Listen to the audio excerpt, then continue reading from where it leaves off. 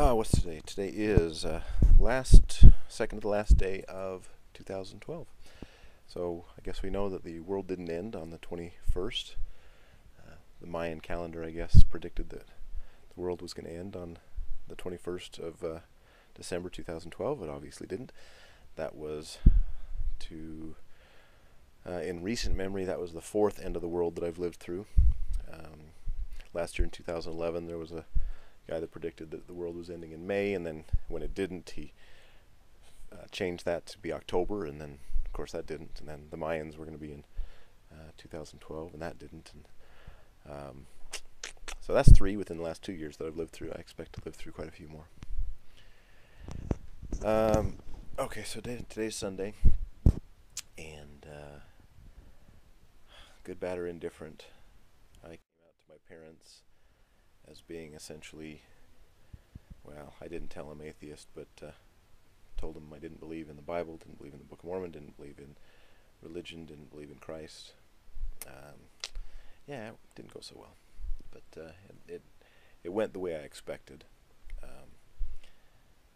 I started it actually telling my mom about 2 weeks ago, and I tried, it has not worked yet, to just open the door a little bit. As soon as you crack it open, they start asking questions. You either have to cap it and say, I'm not saying anything more, or if you answer one question, they have 12 more, and it gets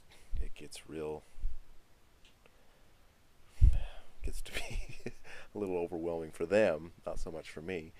But I mean, the evidence is so extensive. The hardest part is trying to decide which pieces to try and help them understand without cracking their skull open, because there's so much. And the other part that's really hard is trying not to refute every baseless argument that they have with evidence, because they don't want to hear it. They want to, well, my parents did. Now I've talked to Jill was the first one. Gavin was the second one, because Jill revealed it to Gavin.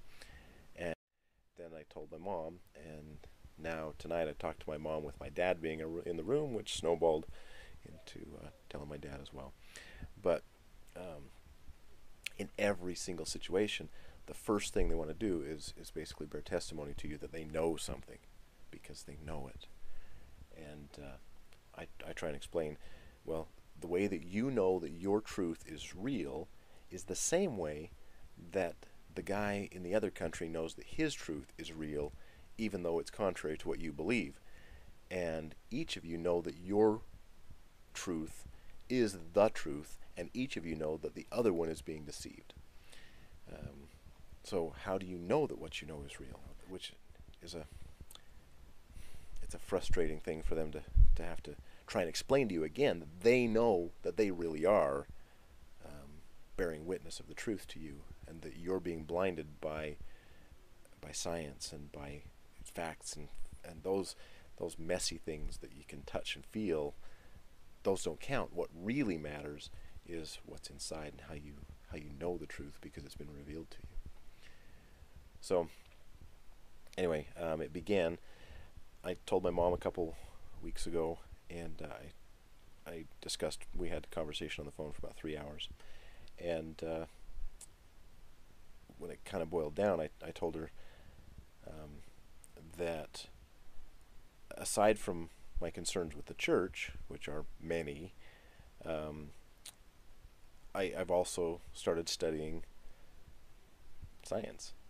I know that's almost a dirty word when you've been raised in a church, and the things that I discovered led me to believe that, man, science knows a lot, and they don't make leaps of faith and logic. It's built line upon line and line upon line, and the difference between when a scientist has a theory about something and new evidence comes forward that disputes his theory, he throws the theory out and builds a new one that encompasses the new evidence. Religion, on the other hand, begins with a premise that it knows the truth, and if there is any evidence to the contrary, then that evidence needs to be thrown out. Or that evidence needs to be explained in a supernatural way.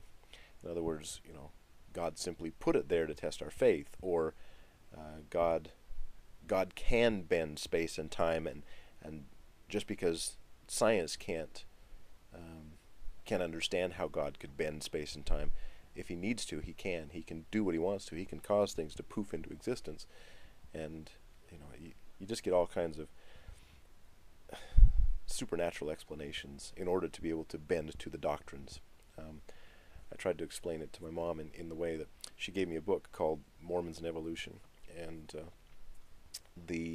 in the introduction of the book about Mormons and evolution, the introduction said, "We know that the doctrines of the church are true. Therefore, we really don't need to get into all of the things about evolution that might cause people to lose their faith. So we really aren't going to talk about that. We're just going to talk about how it's important that we know that the church is true so that we don't get involved in the ideas that evolution is true." And then it goes on for several chapters explaining all of the implications of how, if evolution were true, then we would become godless heathens and would eat babies and murder each other for fun because there's no morality. Well, it didn't address anything about evolution and the evidence that suggests that it's the most likely theory. So anyway, after discussing that with my mom, I told her, I said, the things that you seem to be the most frustrated that I'm talking about is anything to do with evolution. Not so much that I have a problem with Joseph Smith, or that I have a problem with any of the doctrines of the church, or the Book of Mormon, or the papyrus from the Book of Abraham, or any of those kind of things, but that I believe that the earth is older than 1,000,000 years old, and that there was death before we believe that Adam was on the earth, that there would be pre-Adamites or men before Adam on the earth, or anything like that.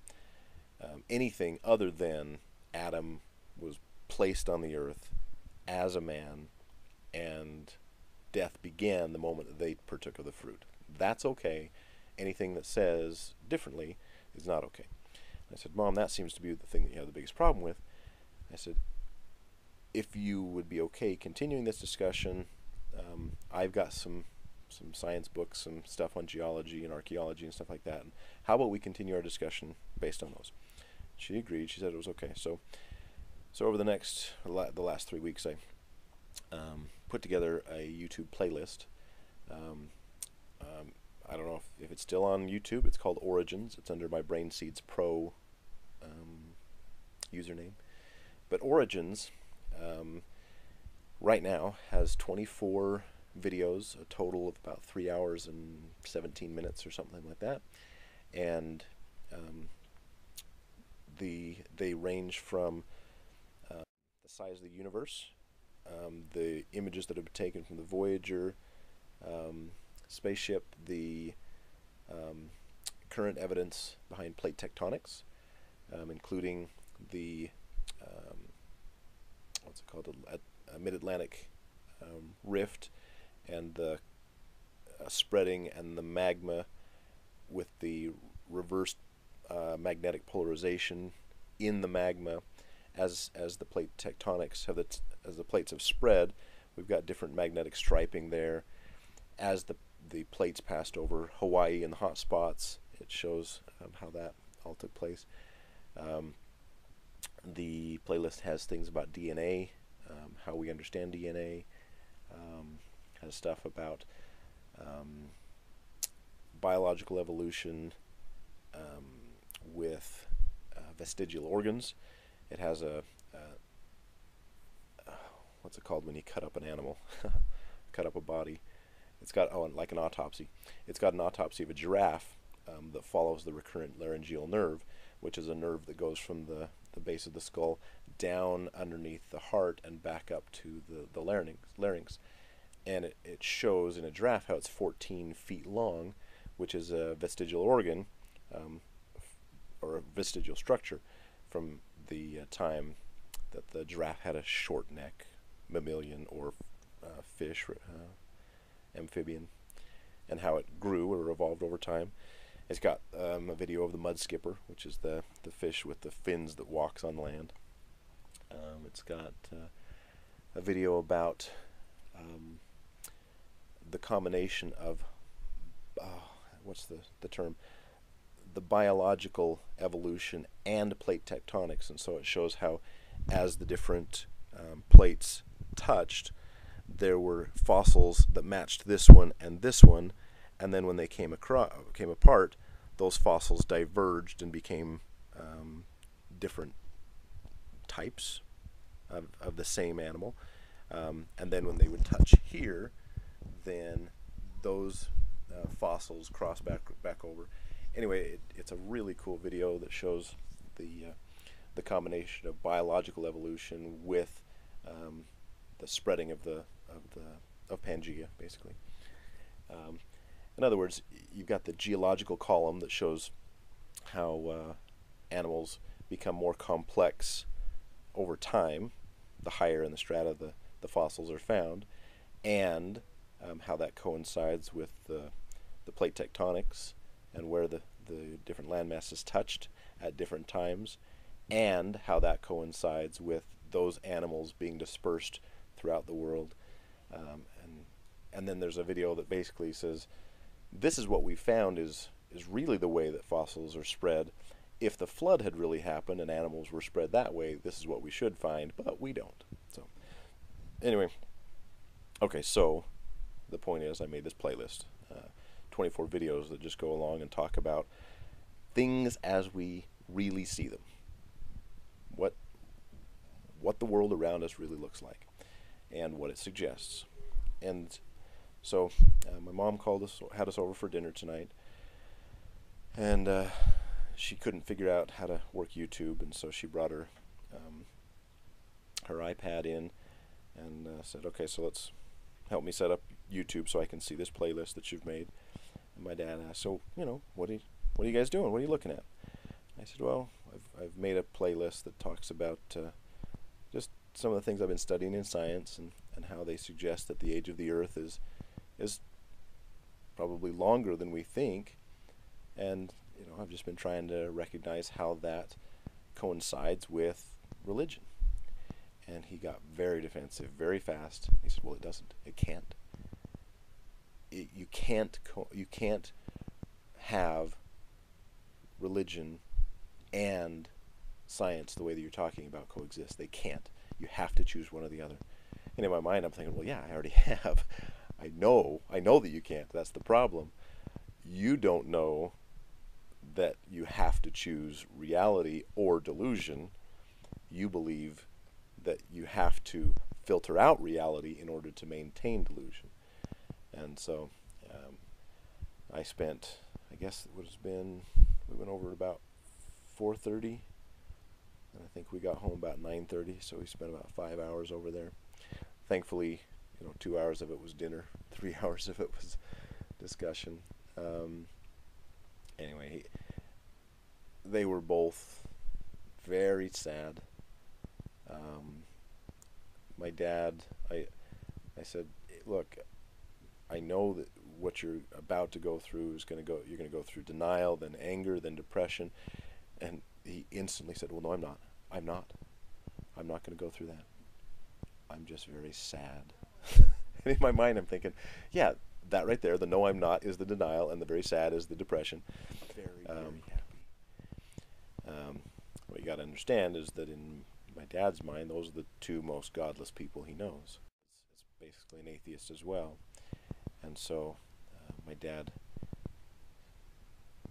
kind of stuck it to me and said, well, you've made, at the very least, you've made these two people really, really happy.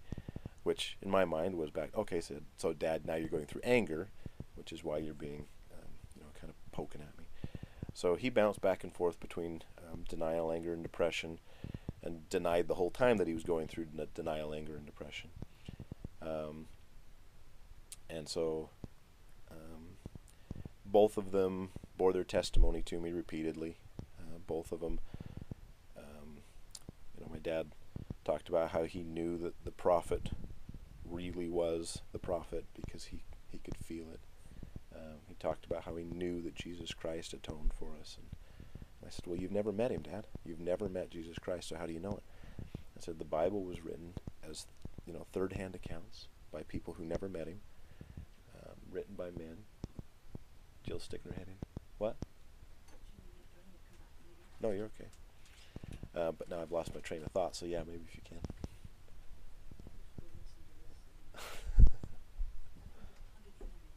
That's fine. Okay, so anyway, so they bore their testimony, and my dad bore his testimony about Jesus Christ, and I said, but you've never met him, and so you feel these things, but you don't feel them based on anything other than you feel them because you know them, because you feel them, because you know them, because you feel them. And I tried to explain to him, I said, the way that you know that things are real is the same way that somebody who believes in Islam and Muhammad and the Quran knows that theirs is real. The difference is that they know that theirs is real, and they know that anybody who believes in Christ has been deceived and is going to hell. And they know that they're right enough that they're willing to commit jihad. And so we know we're right because we know we're right, because we're obviously right. And they know the same thing. And so I said, Dad, you don't have anything other than the feeling that it's right, and you want to discount all the evidence that's contrary to these things in order to maintain your belief in something that you feel is right, which is the same way that somebody else has contrary conviction of their beliefs. And he got this real somber, sad look on his face, and he just goes, "Oh, then that's why you're lost." So he knows I'm lost, and that I can't humble myself. I tried to explain to him that a couple things. That first of all, I want to be wrong. That I am searching for the truth, whereas he wants to be right, and will do everything he can to make sure that he builds up and buoys up everything that supports his conviction, and will discount and not discuss and not investigate anything that denies his conviction. Whereas I want to be wrong, and I'm willing to study absolutely everything. Everything. I'll put it all out on the table and discuss every part of it. Every part of church doctrine, every part of scientific theory, all of the ideas behind it, why the conclusions, the assumptions, anything. So, as Jill and I were talking later, that's one of the most interesting keys, or, well, red flags, is that if somebody has a belief in something and they get defensive as you start to talk about or question it, or anytime you put ask a question about it, like how do you take these two pieces of contrary evidence and put them together? If you ask a scientist that's an interesting question. Let's lay it out. Let's measure. Let's weigh it. Let's talk about the psychological assumptions, the preconditioning, the anything that we can measure. Let's put it all together, and let's vote on it and see who's got the most evidence that suggests. And then, you take into account your gut feelings at the same time. But as far as religion goes, you don't lay it out on the table. You can't discuss the level of evolution. Heavens, that's blasphemy. So, anyway, it ended after about 3 hours. I said, I am really sorry to put you through this. I am really, honestly sorry that, well, I didn't say it, but that you think I'm going to hell. I was wanting to have somebody else come to my defense. I wanted Jill to stand up for me a little bit, or I wished that Adam could be there, but it wouldn't have made the slightest difference. The denial, the first step is the denial, and then the anger, and then the depression, and then bargaining, and then acceptance. Now, they'll go through and hopefully at the end accept me. I was really worried tonight. I was worried that my dad was going to kick me out, because he just kind of gave me that vibe. But they'll go through that, and then hopefully they'll accept me, as long as I'm I don't know, open, honest.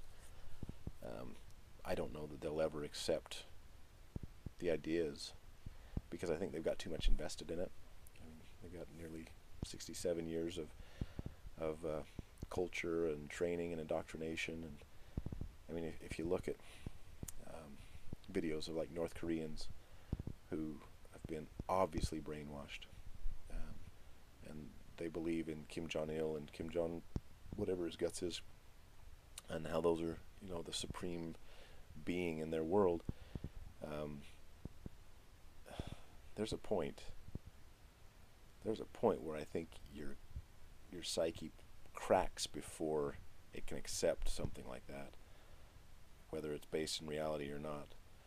And I've been wondering about studying people like prisoners of war, or there's an interesting book called MiG Pilot that talks about a guy that left Soviet Russia and all of the indoctrination that he went through. So I don't know, there's probably some validity to studying people who've gone through brainwashing, cults, obviously cults. I wanted to tell my parents, I was like, if you look at a church or a religious organization that is a cult, not the LDS Church for sure, but one that is a cult and a corporation and a business, how would you run it?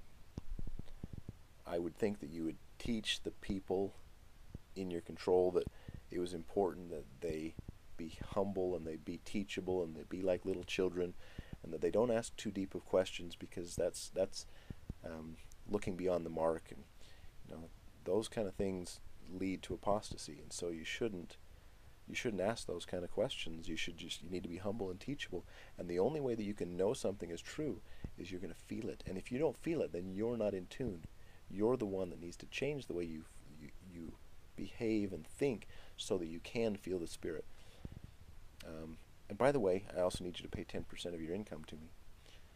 And that's, if it was a cult, that'd be a lot like how it might be run, maybe. Or maybe that's how the true church is run. But I'm cynical and hurt at the same time. Sorry. Anyway, I told Jill that I wanted to record this while it was fairly fresh in my mind, because I thought maybe there'd be some reason to look back on it. I have a mix of hope that this is all going to end well, and mostly doubt that it's all going to end well.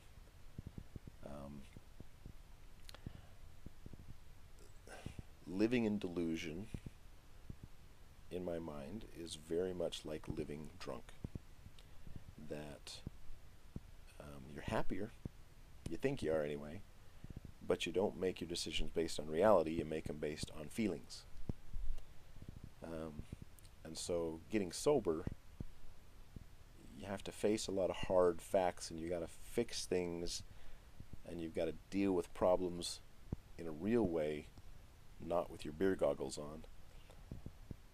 And I feel like that's the only reason why I'm willing to put my family through so much pain, is because I think that the pain of reality is better than the beer goggles of religion. If they're basing their decisions based on myths and unsubstantiated claims and feelings, and doing it in a way to be able to benefit a corporation, a multi-billion-dollar corporation, so they can build city creeks and things like that, and own Bonneville Communications and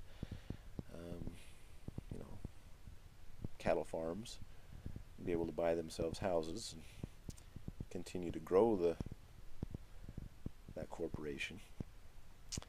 I mean, there just needs to be some way of